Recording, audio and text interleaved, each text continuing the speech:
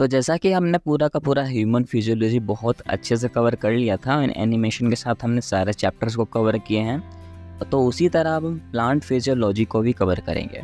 जी हाँ, आज हम पढ़ने वाले हैं सेल बायोलॉजी, जिसके अंदर हम डील करेंगे कि सेल का स्ट्रक्चर कैसा होता है, सेल ऑर्गेनल्स कहाँ पर प्रेजेंट होते हैं, क्या फंक्शन करते हैं, स्ट्रक्चर कैसा होता है, कौन डबल मेम्ब्रेन बाउंड स्ट्रक्चर होता है, कौन सिंगल मेम्ब्रेन बाउंड स्ट्रक्चर होता है, क्यों होता है क्यों नहीं होता है, ये सब कुछ हम डील करेंगे आज के चैप्टर में।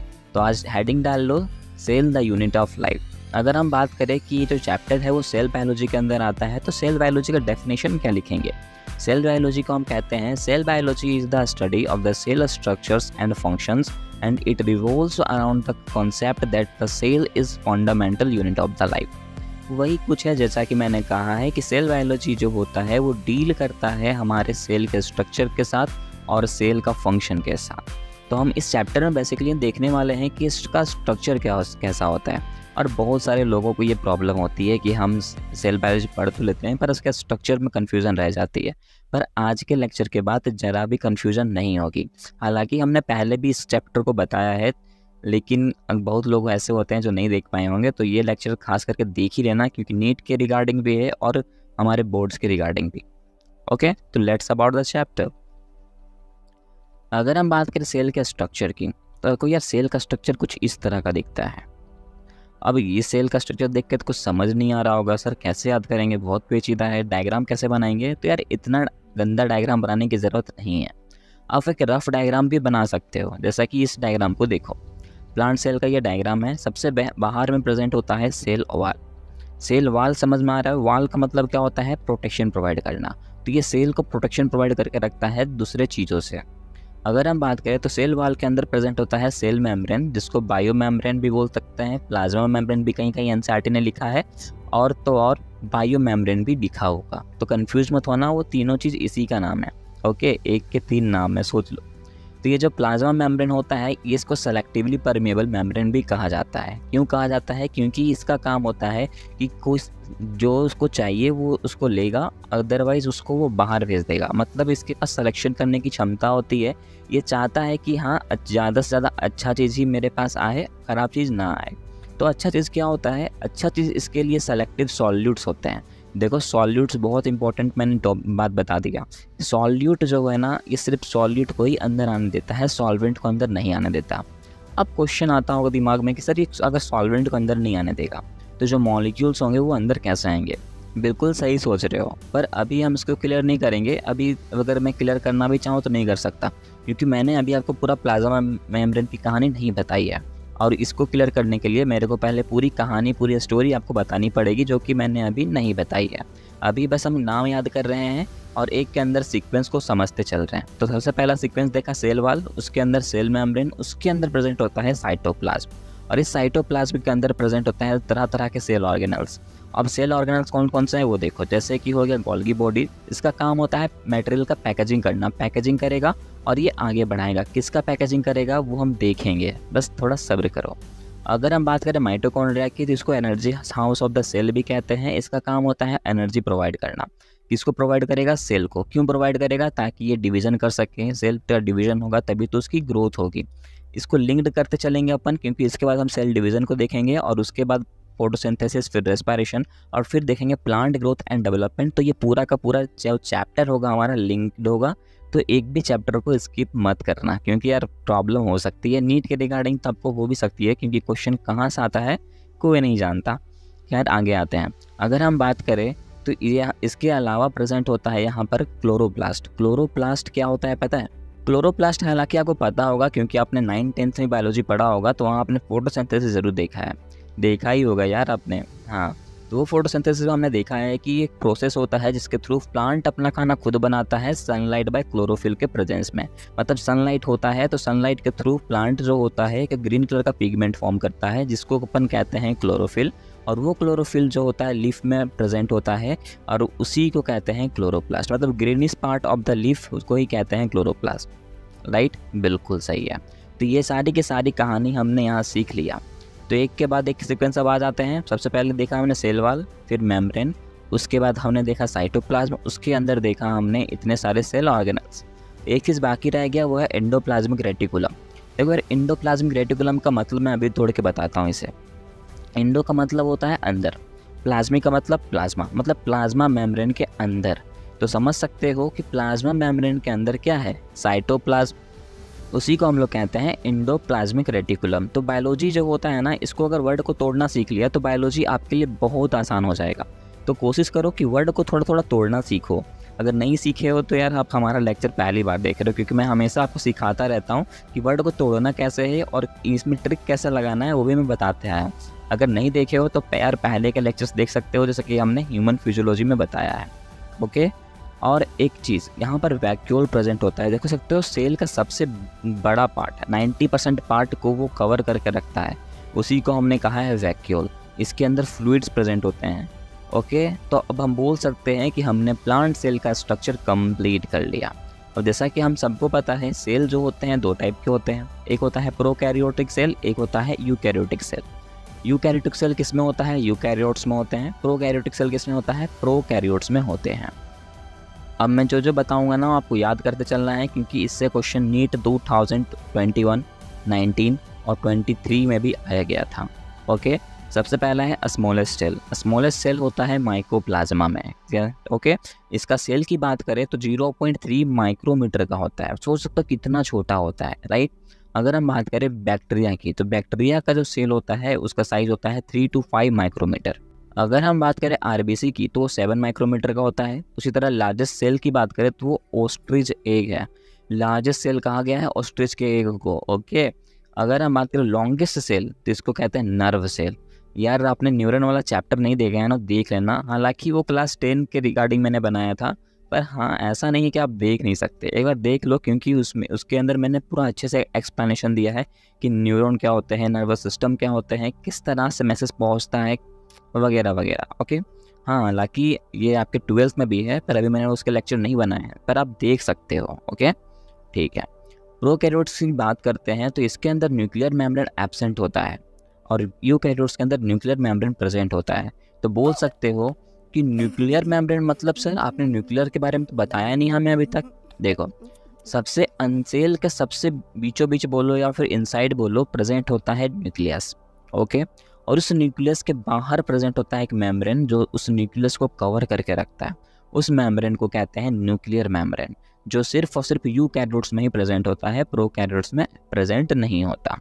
अगर हम बात करें न्यूक्लियस के अंदर क्या होता है सर, तो हमारे जेनेटिक मटेरियल्स होते हैं।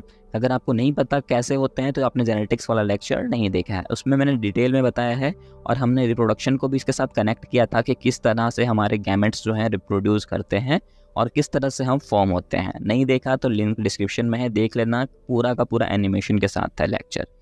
खैर आगे आते हैं। अगर हम बात करें प्रोकैरियोट सेल की, तो प्रोकैरियोटिक सेल के अंदर हमें देखने को मिलेंगे बैक्टीरिया, ब्लू ग्रीन एल्गी जिसको अपन साइनोबैक्टीरिया भी कहते हैं, और माइकोप्लाज्मा आएगा और साथ ही साथ पीपीएल होगा। यही सब के बारे में आपके एनसीईआरटी ने लिखा है प्रोकैरियोट्स के बारे में। और इससे मैं बता दूं सबसे इम्पोर्टेंट है आपका माइकोप्लाज्मा। माइकोप्लाज्मा इसलिए इम्पोर्टेंट है क्योंकि ये सबसे छोटा सेल यही होता है, जो कि मैंने स्टार्टिंग में ही बता दिया था, 0.3 माइक्रोमीटर का होता है। यार इसको हल्के में मत लेना, क्वेश्चंस आते हैं इससे। अब हम बात करते हैं सेल इन्वेलप की। देखो, सेल इन्वेलप का मतलब क्या होता है, सेल को कवर करने का मतलब कि अगर आप कभी पार्टी फंक्शन में जाते हो तो इन्वेलप लेके जाते हो ना, और उस इन्वेलप के अंदर क्या रखते हो, पैसे रख के देते हो, या फिर जो भी आप रखना चाहो तो रख के देते हो, राइट। तो वो पैसे को एक तरह से क्या करता है, इन्वेलप कवर करके रखता है, ढक के रखता है। तो उसी तरह सेल को भी एक ढक के रखता होगा, उसी इन्वेलप को कहते हैं सेल इन्वेलप।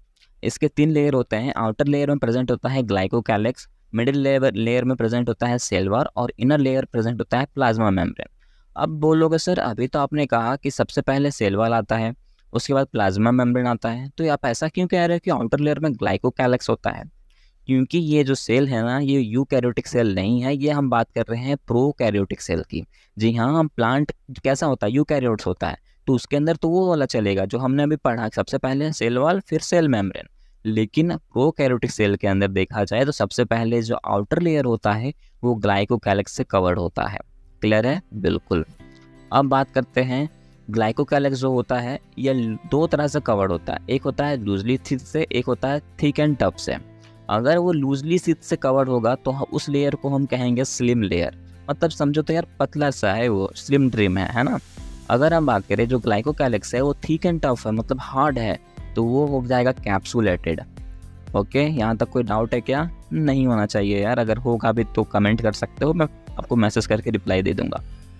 अगर हम बात करें प्लाज्मा मेम्ब्रेन की, तो प्रोकैरियोट्स में जो प्लाज्मा मेम्ब्रेन होता है ना, उसका स्ट्रक्चर बिल्कुल सिमिलर होता है हमारे यूकैरियोटिक सेल के जैसा। प्रोकैरियोट्स के जो प्लाज्मा मेम्ब्रेन होते हैं ना, वो एक्सटिंक्शन प्रोवाइड करते हैं। तो जब वो अपने आप को एक्सटिंक्ट करेंगे ना, तो उससे सरफेस एरिया बढ़ जाती है। सरफेस एरिया बढ़ने से मेसोसोम्स का फॉर्मेशन होता है, जो वेसिकल्स के भी फॉर्म में हो सकते हैं, ट्यूबुल्स के भी फॉर्म में हो सकते हैं, और लेमेला के फॉर्म में भी हो सकते हैं। अगर हम बात करें, मेसोसोम्स का काम होता है सेल वॉल का फॉर्मेशन करवाना, डीएनए का रेप्लिकेशन करवाना और आरएनए का रेप्लिकेशन करवाना। एक होता है क्रोमेटोफोर जो प्रेजेंट होता है साइनोबैक्टीरिया में, और ये जो होते हैं ये अदर मेम्ब्रेनस एक्टिविटी को एक्सटिंक्ट करने का काम करते हैं। मतलब और भी डिफरेंट मेम्ब्रेन होंगे ना, उसको एक्सटिंक्शन ये क्रोमेटोफोर प्रोवाइड करवाता है। तो अगर हम बात करें कुछ छोटे नोट्स की जिससे क्वेश्चन आते हैं, तो मैंने यहाँ लिखा है, जैसे कि पहला लिखा है कि bacteria take up gram stain is called positive gram stain. मतलब नहीं समझ में आया होगा। देखो, अगर किसी बैक्टीरिया के पास ग्राम स्ट्रेन प्रेजेंट होता है तो उसको हम कहेंगे ग्राम पॉजिटिव। अगर किसी बैक्टीरिया के पास ग्राम स्ट्रेन प्रेजेंट नहीं होगा तो उसको हम डिनोट करते हैं ग्राम नेगेटिव। ये क्या है, क्यों है, मुझे भी नहीं पता, बस आपके एनसीईआरटी ने लिखा है तो मैंने बता दिया। नेक्स्ट टॉपिक है जेनेटिक मटेरियल। अभी हम किसके बारे में पढ़ रहे हैं? प्रोकैरियोटिक सेल में ही चल रहे हैं। तो ये जो जेनेटिक मटेरियल हम देख रहे हैं, किसका देख रहे हैं? प्रोकैरियोटिक सेल का ही देख रहे हैं। ओके, तो अगर हम बात करें तो जेनेटिक मटेरियल जो होता है वो कैसे होते हैं? नेकेड होते हैं। और हमें पता है जेनेटिक मटेरियल कहाँ प्रेजेंट होता है? न्यूक्लियस के अंदर प्रेजेंट होता है। बिल्कुल। अगर हम बात करें कि ह्यूमन में जो जेनेटिक मटेरियल होते हैं उसका नाम क्या है, तो बोलोगे सर डीएनए है। बिल्कुल सही है। लेकिन प्रोकैरियोटिक सेल के अंदर सिर्फ और सिर्फ डीएनए से काम नहीं चलता है, उसके साथ साथ प्लाज्मिड भी होना चाहिए। प्लाज्मिड जो होता है वो स्मॉल होता है, सर्कुलर होता है, नेकेड होता है और रेसिस्टेंट टू एंटीबायोटिक्स भी होता है। यार ये इंपॉर्टेंट पॉइंट है, इससे क्वेश्चन नीट 2019 में आया था, तो इसको स्किप करने की भूल तो बिल्कुल भी मत करना। अब बात करते हैं राइबोसोम्स की। राइबोसोम जो होता है ये प्लाज्मा मेम्ब्रेन के साथ एसोसिएशन रखता है। इसका मेन काम होता है प्रोटीन को सिंथेसिस करने का। ये 70S के साथ प्रेजेंट होता है प्रोकैरियोट में। और अगर हम बात करें, ये टूटता है 50S + 30S में। एस का मतलब होता है सेडबर्ग यूनिट। सेडबर्ग यूनिट बोलो या सेडिमेंटेशन कोफिशिएंट बोलो, बात एक ही है। इसका मतलब होता है डेंसिटी, अदरवाइज साइज। तो ये सब कुछ हम जो पढ़ रहे हैं, ये हम किसके अंदर पढ़ रहे हैं? बार बार मैं बता रहा हूँ, प्रोकैरियोटिक सेल के अंदर पढ़ रहे हैं। अभी तक हमने यूकैरियोटिक सेल को नहीं देखा है, अभी देखेंगे थोड़ी देर में। पहले प्रोकैरियोटिक सेल को तो कंप्लीट कर लें, है ना। बिल्कुल। अब हम बात करते हैं पॉलीजोम्स की। यार पॉलीजोम का मतलब समझ रहे हो? वर्ड को तोड़ो। पॉली का मतलब होता है एक से अधिक, जोम से एक वर्ड आता होगा राइबोसोम। राइबोसोम तो एक से अधिक राइबोसोम होने चाहिए, राइट। बिल्कुल। तो एक हो गया राइबोसोम प्लस mRNA। अब बोलोगे सर mRNA तो राइबोसोम नहीं हुआ, मैसेंजर आरएनए हुआ। बिल्कुल हुआ। आरएनए की फुल फॉर्म क्या होता है पता है? राइबोलोज न्यूक्लिक एसिड। तो यहाँ तो राइबोलोज ऑलरेडी प्रेजेंट है, तो ये वो राइबोलोज क्या है? राइबोसोम ही तो है। बिल्कुल। तो एक से अधिक राइबोसोम हुआ ना। हाँ, तो राइबोसोम और mRNA जब मिलता है, कंबाइन करता है, तो पॉलीसोम्स का फॉर्मेशन होता है। इससे भी नीट 2017 में क्वेश्चन पूछा गया था। तो यहाँ तक हम बात करें कि जो भी डिफ़िकल्ट पार्ट था ना प्रोकैरियोट्स में, मैंने मज़े मज़े में ही बता दिया है आपको। एक और छोटा सा टॉपिक है इसके अंदर, वो है सरफेस स्ट्रक्चर। सरफेस स्ट्रक्चर की बात करें तो इससे भी नाम समझ आता होगा। सरफेस का मतलब क्या होता है? नीचे। तो नीचे का स्ट्रक्चर को हम देखने वाले हैं। हमारे नीचे क्या है? पैर है, इसके थ्रू आप क्या करते हो? चलते हो। तो उसी तरह हम जो स्ट्रक्चर देखेंगे वो उसको मूवमेंट प्रोवाइड करेगा या तो अटैचमेंट प्रोवाइड करेगा। अब कौन कौन सा स्ट्रक्चर है वो देखते हैं। पहला है फ्लैजिलिया, दूसरा है पिलाई, तीसरा फिमराई। फ्लैजिलिया जो होता है ये सेल का मूवमेंट प्रोवाइड करता है, जो बना होता है फिलामेंट से, हुक से और बेसल बॉडी से। अगर हम बात करें पिलाई की, तो पिलाई जो होता है ये अटैचमेंट प्रोवाइड करता है, जो बना होता है पिलिन प्रोटीन से। अगर हम बात करें फिम्बराई की, तो ये इसका काम भी अटैचमेंट प्रोवाइड करना होता है, जो बना होता है ब्रिस्टल लाइक फाइबर से। तो देखो यार, ये भी टॉपिक हमारा क्लियर हो गया होगा कि सरफेस स्ट्रक्चर में ये तीनों का फंक्शन क्या क्या है। एक होता है स्टोरेज ऑफ रिजर्व और waste material in the form of inclusion body. इसका मतलब समझ में आ रहा है? नहीं, बताता हूँ। प्रोकैरियोटिक सेल की बात करो तो उसमें जो भी वेस्ट मटेरियल होता है, रिजर्व मटेरियल होता है, वो एक इंक्लूजन बॉडी के फॉर्म में स्टोर की जाती है।